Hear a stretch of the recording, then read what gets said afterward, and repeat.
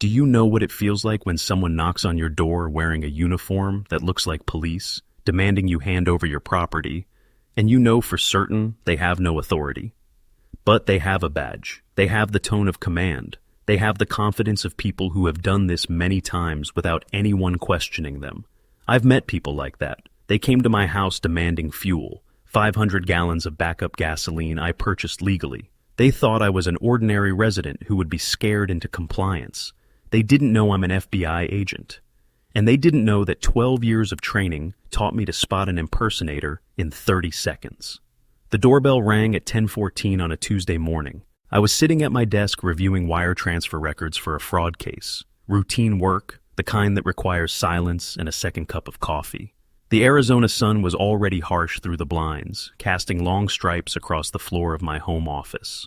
If you've ever had someone show up at your door pretending to be something they're not, you'll understand what happened next. And if you're dealing with HOA overreach right now, drop your story in the comments. This channel exists because none of us should face these situations alone. I set down my mug and walked to the front door. Through the peephole, I saw two men standing on my porch, both wearing dark blue uniforms with badges pinned to their chests. I opened the door but kept my hand on the frame. The taller one spoke first. "Sir, we need to conduct a safety inspection of your property. We've received reports of hazardous fuel storage in violation of community regulations."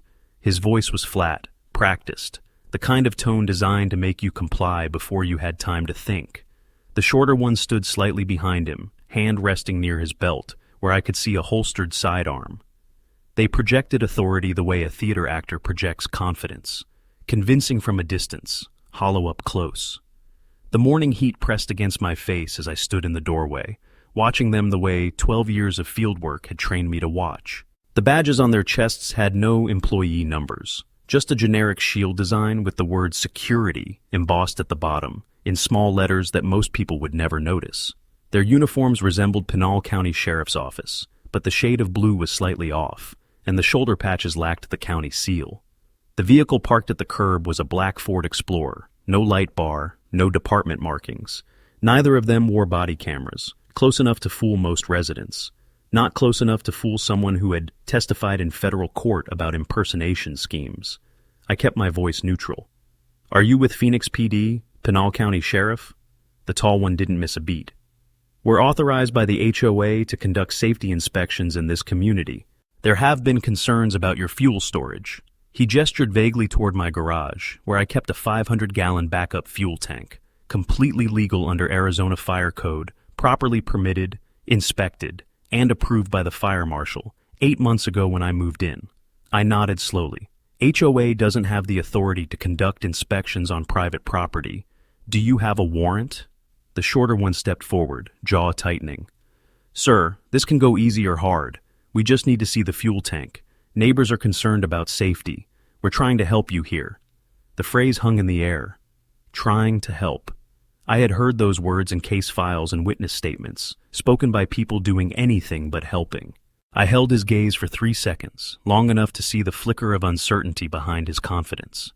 "I'm not giving you access to my property without proper identification and legal authority. If you're law enforcement, show me credentials and a warrant. If you're not, leave my property." I closed the door and stood behind it, listening. There was a pause, the kind of silence that meant they were recalculating. Then the tall one muttered something I couldn't catch, followed by the shorter one's response, clear through the door. "Call Victor. He's not cooperating." Footsteps retreated down the porch steps. Car doors opened and closed. The engine started, and the black Explorer pulled away. I waited a full minute before moving. At the front window, I watched the vehicle disappear around the corner. My neighbor across the road, the elderly woman at number 12, stood on her porch, arms crossed, watching me rather than the departing car. When I caught her eye, she turned away quickly and went inside. I noted the reaction. People who look away that fast have usually been told something about you already. I walked back to my desk and opened my laptop. A search through the FBI database for Stanton Security Consulting, Phoenix, Arizona, returned results within seconds. A small private security firm registered in Maricopa County since 2016. No government contracts, no law enforcement affiliation, Owner and sole principal, Victor Stanton. Former Phoenix Police Department, retired in 2014 after 30 years. One disciplinary action on record from 2012. Excessive use of authority. Internal investigation. Settled out of court with no admission of wrongdoing. No criminal charges. No conviction. Just a quiet exit and a pension. I stared at the screen. The men on my porch weren't police officers. They were private security employees dressed in uniforms designed to resemble law enforcement, sent to intimidate a resident into surrendering personal property. And someone named Victor had dispatched them. I photographed the Explorer's license plate from the image I'd captured through the window, a habit from years of documenting evidence before it disappears. Then I created a new folder on my desktop. Stanton, Evidence. Timestamp, 10:31 a.m. I saved the plate number, the database results, and a detailed note describing what they wore, what they said, how they stood, and the hesitation when I asked for credentials. This wasn't over, but they didn't know what I knew. They didn't know who they had just tried to intimidate. And by the time they figured it out, I would have everything I needed. 12 years in the FBI taught me one thing. The best fraudsters never break big laws. They bend small ones. Uniforms that almost match. Badges that almost look real. Authority that almost holds up. They count on people being too polite, too rushed, or too scared to look closely. I looked closely. 2 days later, the letter arrived. Not an email, a physical envelope, thick and official, delivered by certified mail with signature confirmation required. The return address read Ridgewood Estates Homeowners Association with a P.O. box in Scottsdale. I signed for it at the door while the postal carrier waited, her expression neutral and professional. She had no idea what she was delivering. Neither did I, not entirely. But I had a feeling. Inside, was a single sheet of paper on HOA letterhead. The subject line read, Notice of Safety Violation, Unauthorized Fuel Storage. The body of the letter stated that my property had been identified as containing hazardous materials in potential violation of community safety standards. It demanded that I schedule an inspection with HOA authorized personnel within 7 calendar days, or face fines starting at $250 per day, with potential legal action to follow. The signature at the bottom belonged to Margaret Keys, HOA president, but the CC line at the bottom caught my attention. Victor Stanton, Vice President, Community Safety. I set the letter on my desk and pulled up the CC&R documents I had downloaded when I moved into Ridgewood Estates 8 months ago. 83 pages of regulations covering everything from fence heights to mailbox colors. I searched for fuel, storage, hazardous, and inspection. Nothing, not a single clause authorizes the HOA to inspect private property. Not a single reference to fuel storage as a community concern. The document mentioned fire safety exactly once, in the context of outdoor grills and fire pits. My 500-gallon backup tank, installed in a climate-controlled garage, properly vented, with a permit signed by the Maricopa County Fire Marshal, didn't exist in their regulations. They had invented a violation that wasn't there. I photographed the letter and added it to my evidence folder. Then I sat back and waited. I didn't have to wait long. The knock came at 4:17 that afternoon. I checked the peephole before opening. Habit, not paranoia. The man on my porch was alone this time. Late 50s or early 60s, silver hair cropped short, wearing a navy polo shirt and pressed khakis. No uniform, no badge, just a friendly smile and the posture of someone accustomed to being in charge. I opened the door but didn't step outside. Afternoon, he said, extending his hand. I'm Victor Stanton, Vice President of the HOA. I wanted to stop by personally and clear up any misunderstanding about the inspection. His handshake was firm, practiced. The smile didn't reach his eyes. I noted the way he positioned himself slightly to my left, blocking my view of the street, a technique I had seen in interrogation training, designed to create a subtle sense of enclosure. I received your letter, I said. There's no provision in the CC&R for fuel storage inspections. Victor nodded as if I had said something reasonable, but ultimately beside the point. I understand your concern, but community safety isn't always about what's written down. It's about what makes sense. He paused, letting the words settle. I spent 30 years with Phoenix PD, retired as a sergeant. I've seen what happens when people ignore safety protocols, house fires, explosions, families devastated. We're just trying to prevent that here. The mention of his police background wasn't casual. It was a credential, a reminder of authority that no longer existed, but still carried weight in conversation. I had seen the tactic before, former law enforcement leveraging their past to create present compliance. It worked on most people. It wasn't going to work on me. My fuel tank is permitted and inspected, I said. The fire marshal signed off on it. I'm not sure what else the HOA needs. Victor's smile faded slightly. Here's the thing. In this community, we look out for each other. That tank of yours, 500 gallons, right? Could be a real asset during emergencies. Power outages, natural disasters. The neighborly thing would be to make it available as a shared resource, a community reserve, if you will. He said it casually, as if he were suggesting I lend someone a cup of sugar. But I heard the subtext clearly. Hand over your property, or this gets worse. You're asking me to give my fuel to the HOA? I'm suggesting cooperation. His voice hardened just enough to notice. I have connections in this county. Fire marshal's office, code enforcement, zoning. Things go smoothly for people who work with the community instead of against it. I'd hate for this to become a bigger issue than it needs to be. There it was, the threat wrapped in courtesy. The power that came not from any official position, but from relationships, favors owed, calls that could be made, inspections that could be scheduled or delayed depending on how cooperative you were. Victor Stanton wasn't offering help. He was offering a choice between submission and harassment. I kept my expression neutral. I'll review the HOA documents and respond in writing. Victor studied me for a moment, recalibrating. Then the smile returned, warmer now, as if we had reached an understanding. He clapped me on the shoulder, a gesture of false camaraderie, and stepped back. Take your time, but don't take too long. These things have a way of escalating when people drag their feet. He walked to his car, a silver Lexus parked at the curb, and drove away without looking back. I closed the door and stood in the silence of my living room. The shoulder where he had touched me still felt warm, intrusive. I walked to my desk and opened a new document. Date, time, location, every word he had said, as close to verbatim as I could reconstruct. The mention of connections, the implication of retaliation. The request, demand, for my property disguised as community spirit. I saved the file to the Stanton folder and sat back. Victor Stanton believed he was dealing with an ordinary resident, someone who would weigh the cost of resistance against the convenience of compliance and choose the easier path. He had built his influence on that assumption, accumulating power through intimidation so subtle that most people didn't recognize it until they were already trapped. But I recognized it.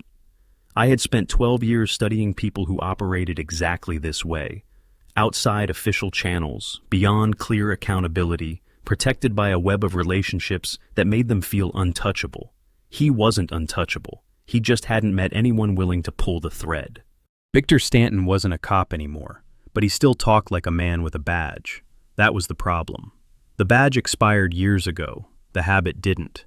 He had spent so long wielding borrowed authority that he forgot the difference between power you earn and power you take. I wasn't going to remind him, not yet. A week passed without incident. No more letters, no more uniformed visitors, no more knocks on my door. On the surface, everything had returned to normal. But normal had shifted beneath my feet, and I didn't realize how much until I stepped outside. I usually walked the neighborhood in the early morning, before the Arizona heat made outdoor activity unbearable. For the first 7 months, people had been friendly. Waves from porches, nods at mailboxes. The casual small talk that passes for connection in suburban America. That week, everything changed. The man at number 9, who used to comment on the weather every time we crossed paths, suddenly found his phone very interesting whenever I approached. The couple at number 16 crossed to the opposite sidewalk when they saw me coming, pretending to admire a cactus garden they had walked past 1,000 times. Someone had been talking, someone had been telling a story about me, and it wasn't a flattering one. Linda Marsh confirmed my suspicion on Saturday morning. She lived at number 7, a retired school teacher in her late 60s who kept a vegetable garden in her backyard. She was the only person who still made eye contact with me. I found her watering tomatoes when I walked past, and she gestured me over with a quick motion, checking the street before she spoke. "You should know what Victor's been saying," she said, voice low. "He's telling people you're stockpiling fuel illegally. that you threatened his security people when they came to help. Some folks are saying you might be," she hesitated, "dangerous." I let the word settle. Dangerous. A man with a legally permitted fuel tank who had refused to let unidentified individuals search his property. And people believe him? Linda's expression shifted, sympathy mixed with resignation. Victor's been here a long time. He knows everyone. He helped to get the streetlights installed on Cedar Drive. He organized the block watch. People trust him. She glanced toward the street again. I believe you, but I can't say that publicly. He got my brother-in-law's construction permit delayed for 6 months over a property line dispute. I can't afford that kind of trouble. She went back to her tomatoes, and I went back to my walk. The HOA Community Board, an online forum I had never bothered to join, provided more evidence that evening. Linda sent me screenshots. Victor had posted 3 times in the past week, never mentioning me by name but making the target unmistakable. Concerning behavior from a new resident, the importance of community cooperation during emergencies. Some people put personal convenience ahead of neighborhood safety. The comments underneath were supportive, grateful, relieved that someone like Victor was looking out for them. 3 days later, I received an email from a neighbor I had never spoken to. The subject line was direct: "Please stop making trouble." The body was 2 sentences long. "We've lived here peacefully for 12 years. Whatever issue you have with the HOA, just handle it quietly so the rest of us don't have to deal with it. No signature, no return address, just the quiet demand to disappear." I understood then exactly what Victor had built. Not a case against me. Nothing so formal, so challengeable.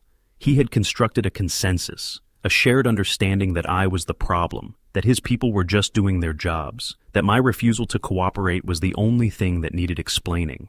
The truth didn't matter anymore. It had been replaced by repetition, by confidence, by the weight of a story told so many times it became the only version anyone remembered. The following week brought a different kind of pressure. I started receiving notices from the HOA about violations I hadn't committed. My trash cans were allegedly placed at the curb, 6 inches beyond the permitted zone. A vehicle registered to my address had been spotted exceeding the 15-mile-per-hour speed limit on a residential street. My front lawn was supposedly a 1/4 inch taller than regulation height. Each notice was minor, petty, and almost laughable in isolation. Together, they formed a file being built, one small infraction at a time, one anonymous complaint after another, all beginning the day after my conversation with Victor. The October HOA meeting happened on a Tuesday evening. I wasn't notified. I found out the following morning when I saw the posted minutes on the community board, summarizing discussions about holiday decorations, parking enforcement, and, buried near the bottom, ongoing compliance concerns regarding a resident on Mesquite Lane. No name, no specifics, just enough to let everyone know the problem hadn't gone away. The meeting had taken place at the clubhouse, 300 feet from my front door, and no one had thought to mention it. I ran into Gary Patterson from number 14 at the mailbox that afternoon. He had been one of the friendlier neighbors when I moved in, offered to help carry boxes, recommended a good mechanic in town. Now he looked at me the way you look at someone whose name you've heard in an unpleasant context. I asked him directly, had he seen the 2 men in uniforms who came to my door 3 weeks ago? His answer was immediate and certain. "I saw 2 officers. They looked official to me. Maybe you should have just let them do their job instead of making a scene." He walked away before I could respond. I stood at the mailbox, holding a water bill and a furniture catalog, understanding exactly what had happened. The community had closed ranks around a version of events that made them comfortable, and I was standing outside the circle. Gary Patterson had seen 2 men in costumes and decided they were police because believing otherwise meant questioning Victor. That was easier, that was safer, that was what everyone had chosen. I documented everything that evening, screenshots of Victor's posts, copies of every notice, Linda's account of the rumors, the anonymous email. The timeline of complaints began precisely when my resistance did. Someone was watching, someone was reporting, and someone was making sure I knew it. Linda said, "I believe you, but I can't say that publicly." That's how indirect power works. Victor didn't need to threaten her directly. He just needed everyone to remember what happened to the last person who crossed him. Fear doesn't require violence. It only requires one good example and a long memory. The letter from the law firm arrived on a Thursday. Harrison and Cole, attorneys at law, with offices in Scottsdale. The envelope was heavier than the standard correspondence. Thick paper, embossed letterhead, the kind of presentation designed to communicate seriousness before you read a single word. I opened it at the kitchen table and spread the contents across the surface. 2 pages of legal language, dense with citations and warnings. The letter informed me that the Ridgewood Estates Homeowners Association was considering legal action regarding my ongoing non-compliance with community safety standards and failure to cooperate with authorized inspection procedures. It referenced the original notice I had received, my lack of response, and what it characterized as hostile behavior toward community representatives performing their lawful duties. The deadline for a written response was 10 business days. Failure to respond would be interpreted as an admission of the allegations. I photographed each page and added it to my evidence folder. A search for Harrison and Cole revealed a small practice specializing in HOA disputes. The founding partner, Gerald Harrison, had served 15 years ago as an assistant to a Maricopa County supervisor, the same county where Victor Stanton had spent his career. Not proof of coordination, but not a coincidence either. The fire marshal's office called the following Monday. A woman with a pleasant professional voice explained that they had received a complaint about improperly stored hazardous materials at my address. She apologized for the inconvenience, but explained that all complaints had to be investigated. Could I make myself available for an inspection within the next 48 hours? I could. I did. The inspector was a man in his 50s named Rodriguez, thorough and unhurried. He examined the fuel tank, checked the ventilation, reviewed my permit documentation, and took photographs from multiple angles. The entire process took 90 minutes. At the end, he handed me a yellow carbon copy of his report. No violations found. Permit valid and current. Installation meets or exceeds all applicable fire codes. "You're good," he said, tucking his clipboard under his arm. Whoever filed this complaint was either misinformed or wasting our time. I filed the inspection report with the rest of my documents. 3 days of work were disrupted. No violation found, but that was never the point. The point was the disruption itself. The email from my colleague arrived that Friday. Sarah Chen worked in the administrative division of the Phoenix field office.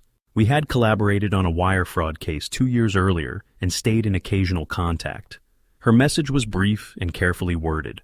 "Heads up, we received an inquiry about you this week. Someone claiming to be a concerned citizen is asking about your employment status and character references. No official channels, just phishing. Thought you should know." I read the email 3 times. Someone was investigating my background, not through legal discovery, not through proper channels, just quiet questions sent to places where I might have connections, testing to see if pressure could be applied from a different angle. I forwarded the email to my personal archive and made a note of the date. If you're still watching, consider subscribing.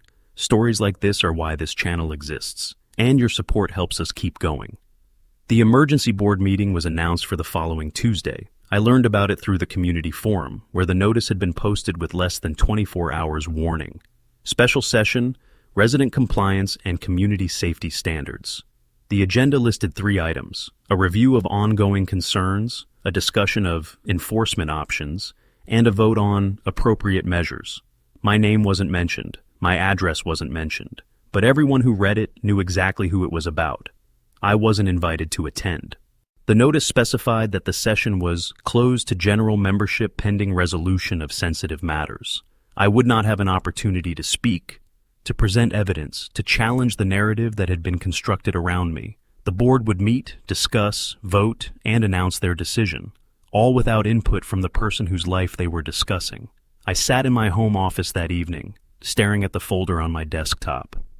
It contained 47 documents now: letters, notices, screenshots, photographs, timeline of a campaign designed to make me surrender or disappear, legal pressure, administrative harassment, social isolation, background inquiries reaching into my professional life, all of it pointing toward one outcome.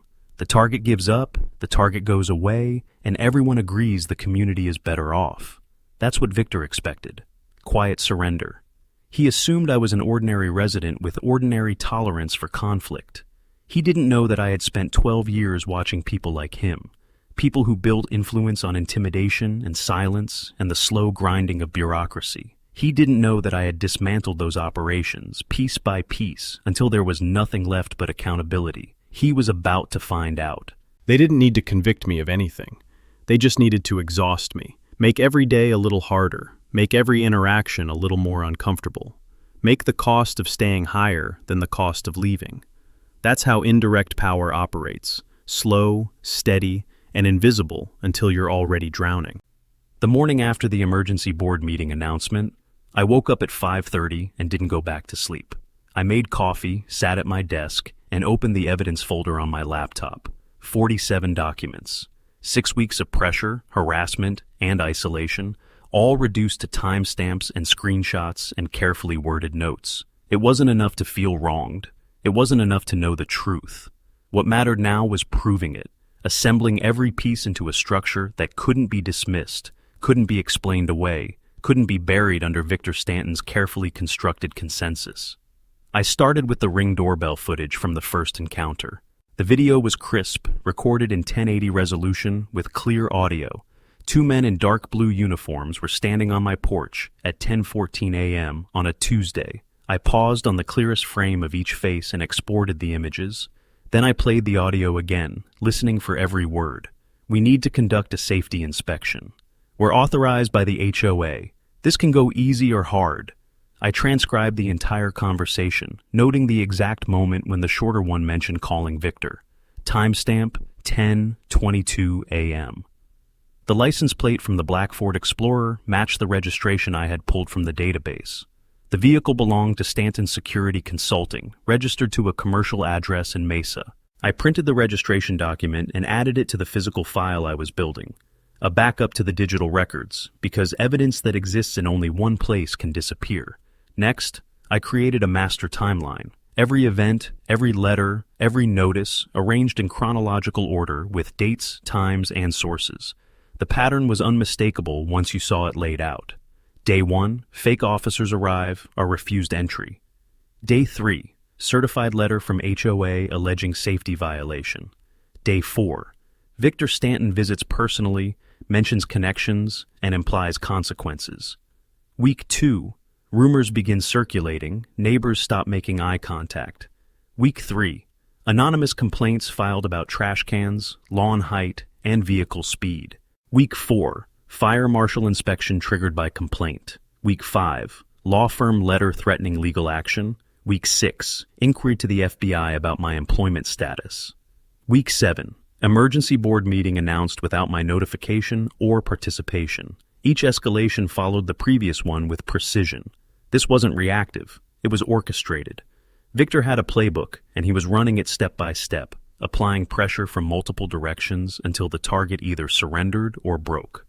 I had seen this pattern before in fraud cases, in extortion schemes, in organized harassment campaigns. The difference was that most targets didn't have the training to recognize it or the resources to fight back. I did.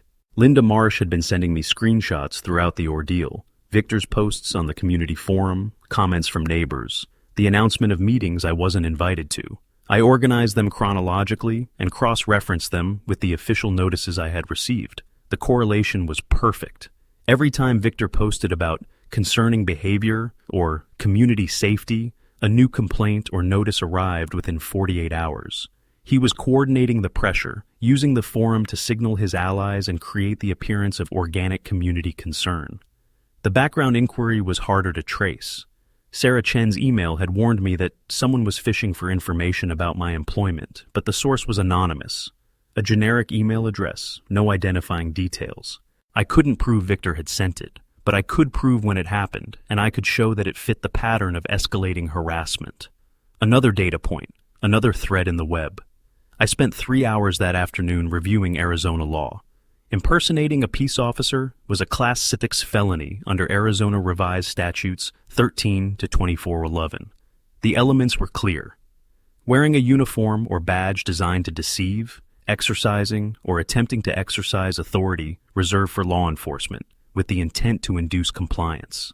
Derek Hollis and his partner had done all three. They had worn uniforms that closely resembled Pinal County Sheriff's Office. They had claimed authority to conduct inspections and threatened consequences for non-compliance. They had done so at the direction of Victor Stanton, who had sent them to my door and was waiting for their report. If you've made it this far, you understand why stories like this matter. This channel exists because too many people face situations like mine alone, without knowing their rights or how to fight back. If you've dealt with HOA overreach, fake authority, or coordinated harassment, share your experience in the comments. And if this content helps you, consider subscribing. It's how we keep these conversations going. That evening, I made a call I had been considering for weeks. Christian Robinson was the assistant special agent in charge at the FBI Phoenix field office, my direct superior in the chain of command. I had worked with him on 3 major cases over the past 4 years.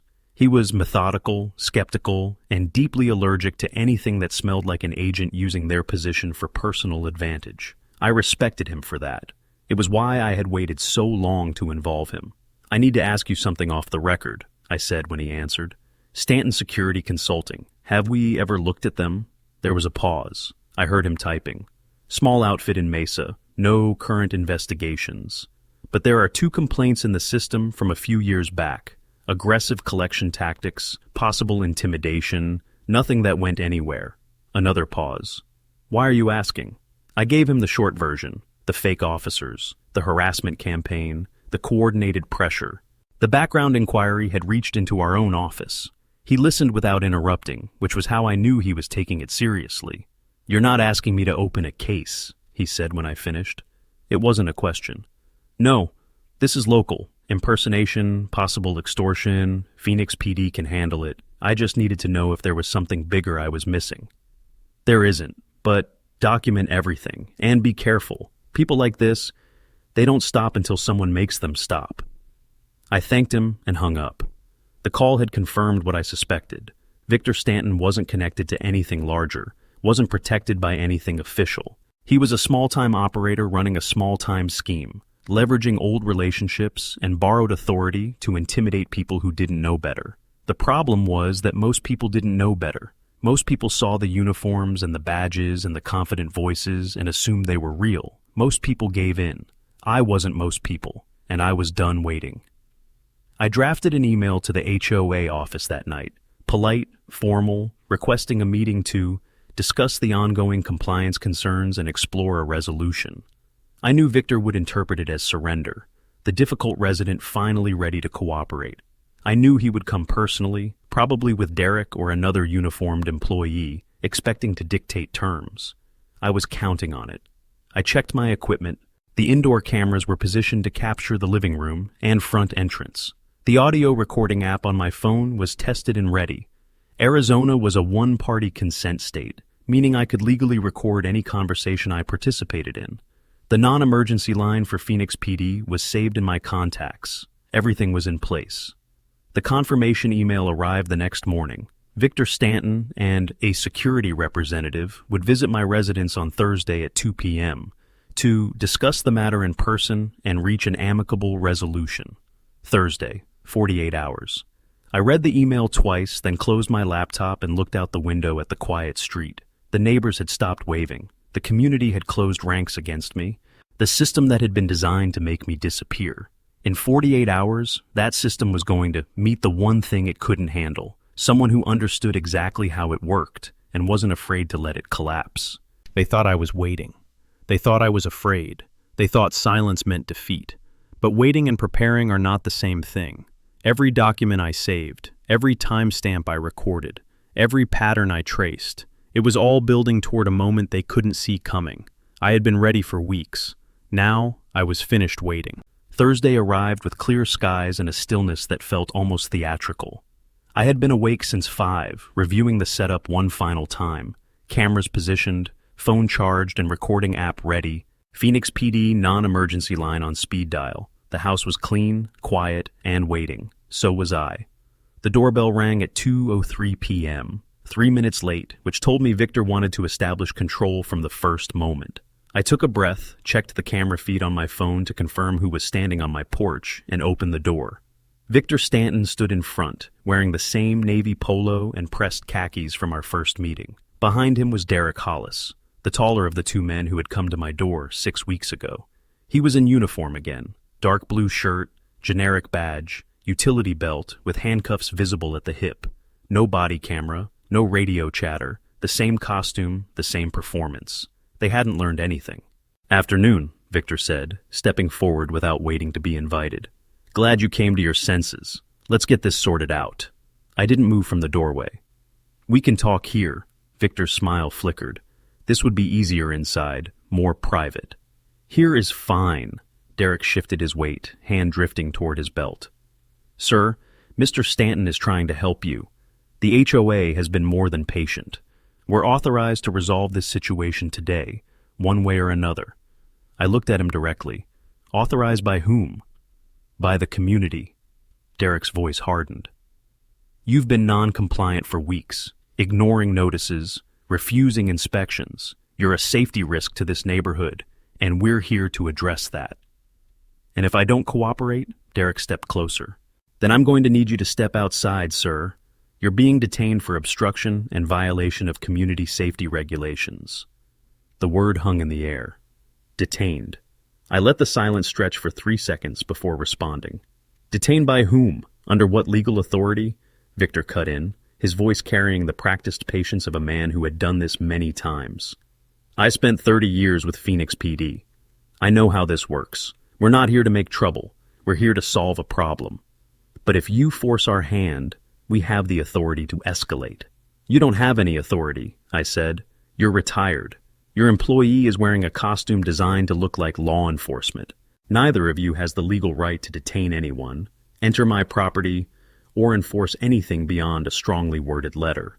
Victor's jaw tightened. "You don't know who you're dealing with." "Actually," I said, "I do." I took out my phone and dialed. The call connected on the second ring. "Phoenix Police Department, this is the non-emergency line." I kept my voice calm and clear. "I'd like to report 2 individuals at my residence impersonating police officers and attempting to unlawfully detain me. They're still on my property." Derek took a step back. Victor didn't move. His face went through several expressions in rapid succession: confusion, calculation, and something that might have been fear before it hardened into defiance. "Go ahead," he said. "Disarmed," he said. "Call whoever you want. My friends at the department will straighten this out in 5 minutes." I ended the call and waited. Victor crossed his arms, projecting confidence he no longer felt. Derek glanced at the street, then at Victor, then at me. The performance was cracking. 15 minutes later, a Phoenix PD patrol car pulled up to the curb. Sergeant Diane Ortega stepped out, mid-40s, short dark hair, the kind of posture that communicated authority without effort. She approached the porch slowly, eyes moving between the 3 of us, assessing the situation before anyone spoke. "Someone wants to tell me what's going on here?" Victor spoke first, voice shifting into the warm, collegial tone of a fellow professional. "Officer, I'm Victor Stanton, retired Phoenix PD, 30 years. We're just having a community discussion with a difficult resident. No need for concern." Ortega looked at Derek. "And you are?" "Security consultant," Derek said, "working with the HOA. Why are you dressed like that?" Derek hesitated. "It's a uniform, standard for our company." Ortega stepped closer, examining the badge on his chest. No employee number, no agency affiliation, just a generic shield with the word security in small letters. She looked at the utility belt. Handcuffs, no firearm, no radio, no body camera. "This uniform is designed to look like law enforcement," she said. It wasn't a question. "It's just company policy. Did you attempt to detain this resident?" Silence. Derek looked at Victor. Victor said nothing. Ortega turned to me. "Sir, did this individual claim authority to detain you?" "Yes. He said I was being detained for obstruction and safety violations." His exact words. Ortega nodded slowly. Then she looked at Victor. "Mr. Stanton, I'm going to need you to step over to my vehicle. We're going to have a conversation about what happened here." Victor's composure finally broke. "This is ridiculous. I'm a retired sergeant. I know half the guys in your precinct. This is a misunderstanding. Then we'll clear it up. But right now, you're going to step over to my vehicle." I reached into my pocket and pulled out my FBI credentials. Not to intimidate, but to clarify. "Sergeant, I'm a federal agent. I've been documenting this situation for 6 weeks. I have video, audio, and a complete timeline of harassment and impersonation. I'm happy to provide everything to your department." Ortega looked at the credentials, then at me, then at Victor. The retired sergeant's face had gone pale. Whatever he had expected from this encounter, it wasn't this. "Hollis," Ortega said, turning to Derek. "Hands behind your back. You're being detained for suspicion of impersonating a peace officer. You have the right to remain silent." Derek didn't resist. The handcuffs clicked into place. The real ones, from a real officer, carrying real authority. Victor watched in silence as his employee was walked to the patrol car. Then Ortega turned back to him. "Mr. Stanton, you're not under arrest at this time, but you're going to answer some questions, and I suggest you do so honestly, because right now you're looking at conspiracy charges, and that's before we get into the harassment complaints I'm already hearing about." She escorted him to the patrol car. He went without protest, but his shoulders had dropped. His confidence had evaporated. The man who had walked onto my porch 3 minutes ago, expecting to dictate terms, was now sitting in the back of a police vehicle, waiting to explain himself. Neighbors had gathered at the edges of their yards. I saw Linda Marsh standing on her porch, hand over her mouth. Gary Patterson from number 14 was frozen at his mailbox, watching. The couple from number 16 had stopped pretending to garden and were openly staring. Everyone who had avoided me, whispered about me, believed Victor's version of events. They were all watching now. I stood on my porch and said nothing. There was nothing to say. The truth was speaking for itself. Victor's hands trembled as Ortega asked him to step toward the patrol car. Not from the cold. The Arizona afternoon was warm and bright. His hands shook because, for the first time in a decade, he wasn't controlling the situation. His body knew it before his mind could accept it. Linda stood on her porch, watching Derek get handcuffed. She turned to the woman beside her and said, quietly but clearly enough to carry, "I knew something was wrong. I knew it." She had known for weeks, but only now, with a police car in the street, did she dare to say it out loud. The news traveled faster than I expected. By the time the patrol car pulled away with Derek Hollis in the back seat and Victor Stanton following in a second vehicle for questioning, half the neighborhood had gathered on porches and driveways. They watched in silence. The kind of silence that happens when a story people believed is publicly contradicted. No one approached me. No one asked questions. They just watched, recalculating. I went inside and closed the door. The adrenaline was still there, humming beneath my skin, but I didn't let it take over. There was still work to do. I transferred the doorbell footage to a secure backup, exported the audio recording from my phone, and added time-stamped notes to the evidence file. Whatever happened next, the documentation would be complete. The first official update came 48 hours later. Sergeant Ortega called to inform me that Derek Hollis had been formally charged with impersonating a peace officer, a Class 6 felony under Arizona law, and attempted unlawful detention, a Class 5 felony. Bail had been set at $25,000. He was released within hours, but the charges would follow him.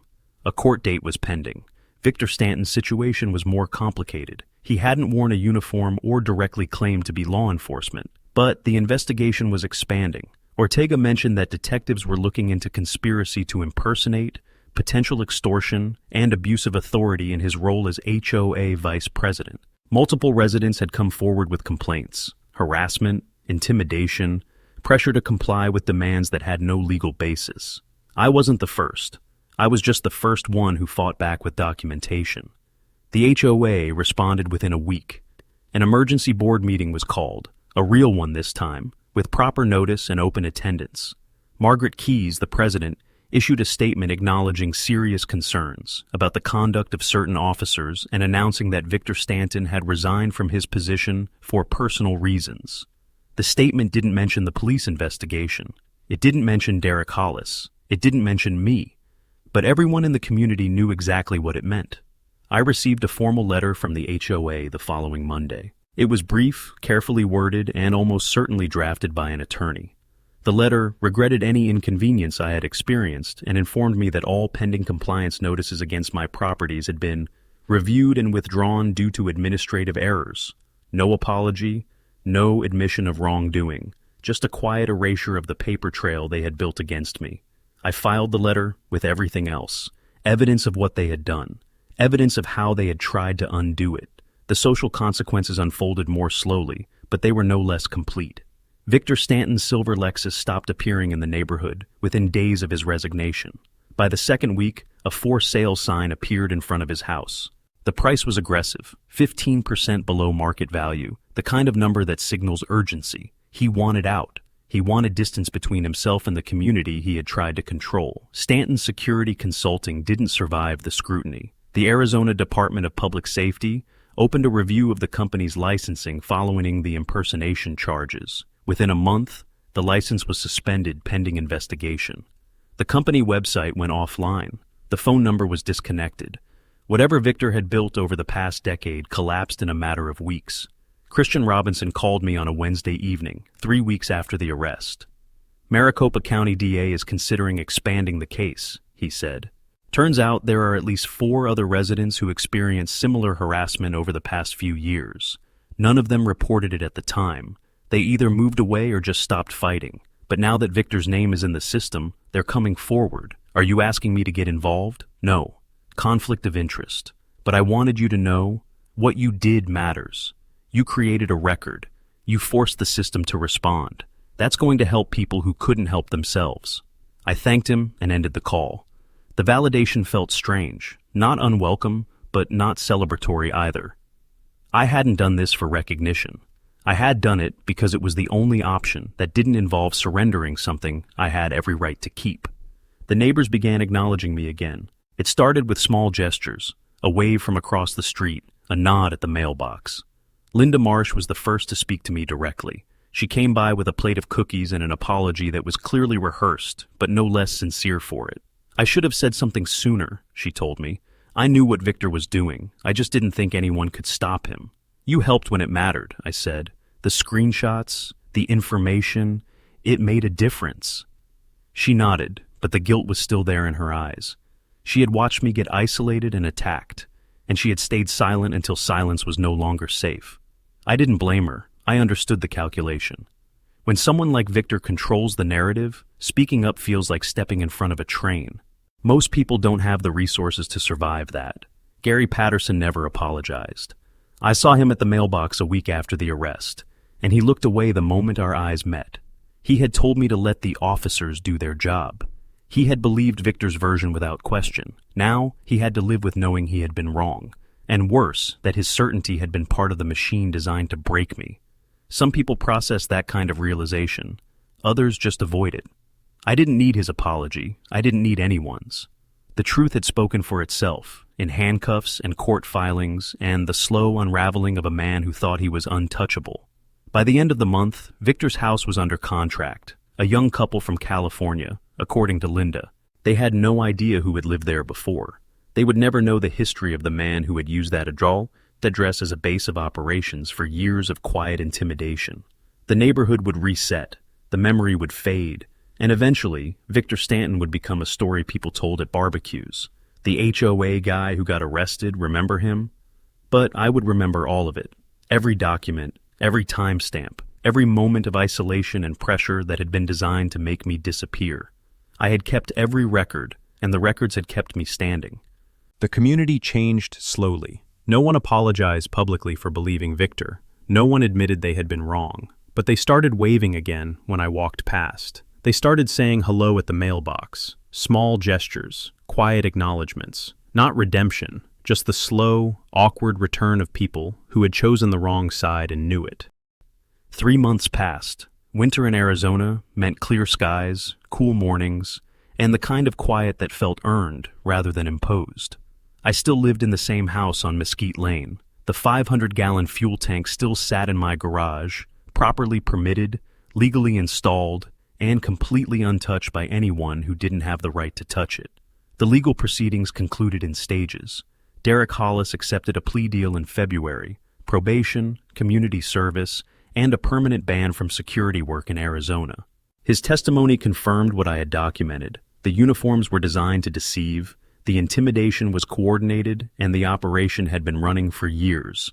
Victor Stanton's case took longer. The Maricopa County District Attorney's Office built a case that extended far beyond my complaint. 4 other residents came forward with stories that mirrored mine. Fake inspections, fabricated violations, pressure to hand over property, or pay fees that had no legal basis. One family had moved out of state rather than continue fighting. Another had paid Victor nearly $3,000 in consulting fees to make the harassment stop. In March, Victor accepted a plea agreement, conspiracy to commit extortion. The judge sentenced him to 18 months, suspended to 6 months, served with the remainder on supervised probation. Restitution to all identified victims totaled nearly $12,000. 30 years of service with Phoenix Pete ended with a conviction that would follow him for the rest of his life.